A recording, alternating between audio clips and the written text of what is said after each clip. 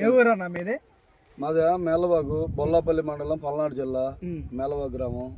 మేలవాగు నుంచి వచ్చాము. ఇక్కడ మన విఎన్ హైబ్రిడ్ వాళ్ళు రెడ్ లైన్ ఇచ్చేవారు అని అంటే ఎట్లా ఉంది ఏంటి అనేటువంటి చూడడానికి వచ్చాము. చాలా ఎక్సలెంట్ వచ్చింది. పెనుగంచిప్రోలు వచ్చాము. పెనుగంచిప్రోలు కృష్ణా డిస్టిక్ లో పెనుగంచిప్రోలు గ్రామానికి వచ్చాము. చూసాము, సూపర్ గా ఉంది వెరైటీ. విఎన్ హైబ్రిడ్ వాళ్ళది రెడ్ లైన్ వెరైటీ ఇది, చాలా బాగుంది. సాంబయ్య గారు అని రాజుపాలెం మండలం, రాజుపాలెం నర్సరీ, గణేష్ నర్సరీ, పాడ సాంబయ్య గారు అంటారు. రెడ్ లైన్ మేము కూడా ఇచ్చాము. హ్యాపీగా ఉన్నారు. ఇక్కడ చూడటంగా బాగుందని చెప్పేసి అంటే అక్కడ చూడటానికి వచ్చాం. చాలా హ్యాపీ, చాలా బాగుంది. చూద్దామంటే తాలుగాయ అనేది లేదు, కాయ నిండా గింజ ఉంది, మంచిగా ఉంది. చూద్దామంటే ఇది పైనుంచి కింద వరకు పండింది. ఎక్కడ కనీసం చూడటానికి తాలుగాయ కూడా లేదు. ఓకేనండి. దీంట్లో మీరు రాంగంలో ఏం గమనించారు సార్? మేము గమనించేది నర్సరీ పరంగా అయితే ముందు మేము కాయను చూస్తాం, కాయలో గింజ ఎన్ని ఉందని చెప్పి చూస్తాం, మాకు తెలిసి సిద్ధాంతం. తర్వాత తాలు చూస్తాం, తాలుగాయ చూస్తాం, పైన వెరైటీ గనుపు దగ్గర కాదనేది ఒకటి చూస్తాం. అన్ని మాకు నచ్చినాయి. ఇక్కడ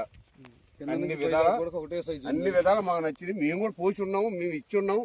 మేము ఇచ్చిన రైతులు హ్యాపీ, మేము చూడటానికి వచ్చాము. ఇక్కడ రైతులు కూడా హ్యాపీగా ఉన్నారు. ఈ ఏరియా ఎలా ఉంది, ఆ ఏరియా మేము ఇచ్చిన ఏరియా ఎలా ఉంది అనేటువంటిది చూడటం కోసం వచ్చాము. కాయ గానీ కింద నుంచి పై దాకా ఒకటే సైజు ఉంది. ఇది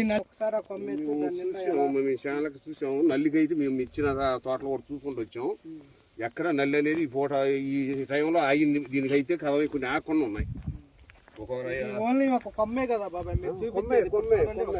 ఒక కొమ్మ, అది చెట్టు కూడా కాదు, అది ఒక కొమ్మే. మేము చూపించేది కొమ్మే.